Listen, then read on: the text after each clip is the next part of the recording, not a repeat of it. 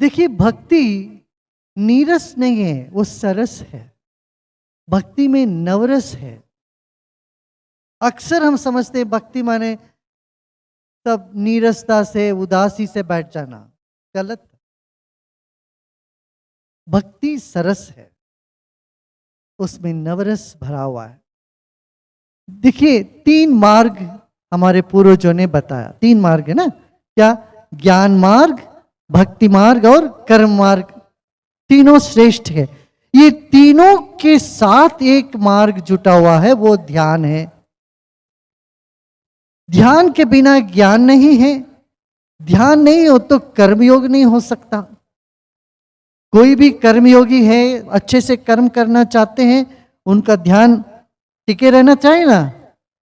हाँ, टिका हुआ होता है तो वो आवश्यक है। फिर भक्ति में सहज ही ध्यान लग जाता है।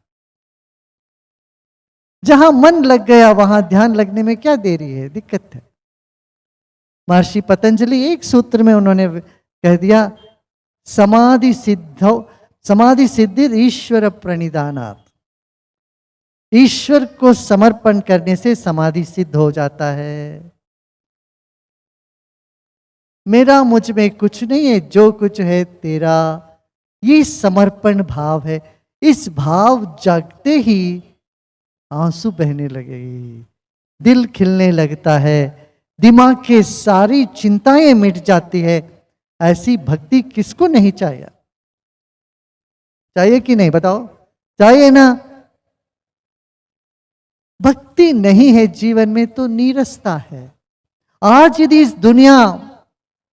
समाज मानसिक अस्वस्थता से जूझ रही है, इसका कारण कहीं भक्ति ढक गई, चली नहीं गई है। भक्ति है जैसे राख के ऊपर, अंगारे के ऊपर राख जम जाता है, ऐसे हमारे भीतर की भक्ति के ऊपर धूल जम गया। अभी सिर्फ उस पर फूंक डालना है, इसीलिए तो हम आए। फूंको थोड़ा सा अंगारे को, फिर चिंगारे उठने लगते हैं। ऐसे हमारे भीतर, सबके भीतर प्रेम है, विश्वास है, आनंद है, मगर तनाव से वो ढक गया है। छोटे मन से वो सब ढक गया है। थोड़ा सा जाग के देखे, जीवन कितना क्षणिक है। क्षणिक है कि नहीं? हा? जीवन देखो कितना क्षणिक है। देखते देखते 40-50 चला गया। मुझे लगता अभी मैं कल ही आया, अभी 12 साल बीत गया, कोल्हापुर आए। समय ऐसे बीता जा रहा है, समय का भाड़ बहुत तेजी से चल रही है, हम उसमें बह जा रहे हैं। फिर भी हम समझ नहीं पा रहे हैं जीवन क्षणिक है। अभी थोड़े समय के इस जीवन को हम कैसे संभालें, कैसे जिए, यही जीवन जीने की कला है। हा? जीवन में चुनौतियां बहुत आते हैं, समस्याएं आती है, सुख भी है, दुख भी है। इन सभी परिस्थितियों में हमें अपने आप को कैसे चलाना, आगे ले जाना, डगमगाना नहीं, डोल पीट के आगे बढ़ना है। ये कैसे करें? यही ज्ञान है, यही जीवन जीने की कला है। देखो, देखते देखते 40-50 साल, 60-70 साल ऐसे गुजर गया, और 10-15-20 साल के बाद सब राख हो जाते हैं।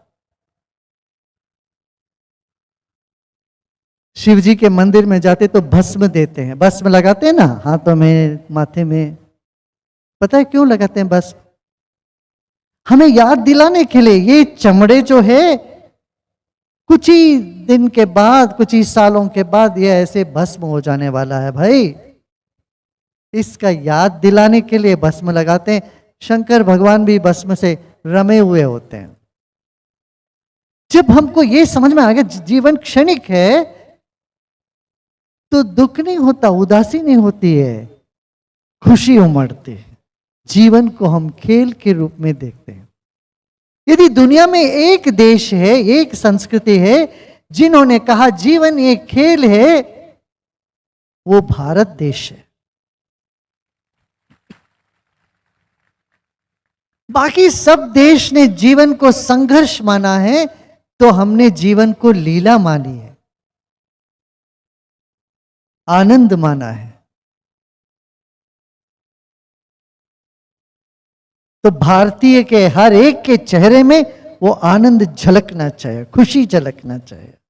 अरे सब कुछ ठीक होता हुआ कोई मुस्कुराए तो क्या बड़ी बात है उसमें, मगर जब चीजें बिगड़ने लगती है तब भी कोई मुस्कुराता है, तब मैं मानता हूं ये भारतीय है। क्यों? इसके भीतर वो आत्मविश्वास है कि सब ठीक होगा ही।